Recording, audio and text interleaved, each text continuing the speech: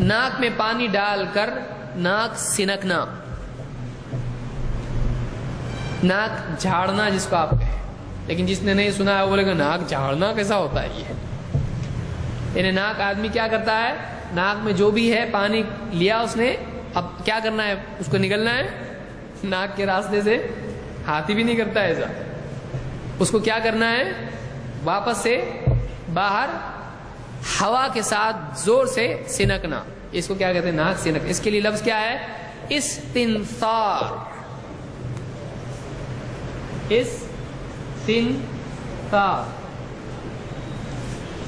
استنثار، ناک جھاڑنا، ناک سنکنا۔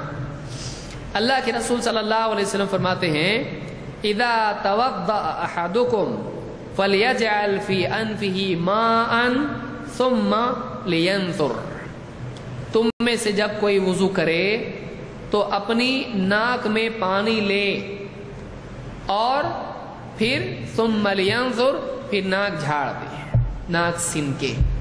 تو اس میں یہ بات معلوم ہوئی کہ وضو میں کیا کرنا ہے، جب بھی وضو کرے گا اس نے کیا کرنا ہے، ناک میں پانی ڈالنا ہے۔ اس کو کیا کہتے ہیں، وہ ٹیمپرری پانی ہوتا ہے، ناک میں پانی لیا اور اس کو کیا کرنا ہے، اس کے بعد استنثار، استنشاق اور استنثار باہر، تو اس کو کیا کریں گے، استنثار باہر نکال دینا اس کو، تو استنثار اس کا آپ کہیں گے۔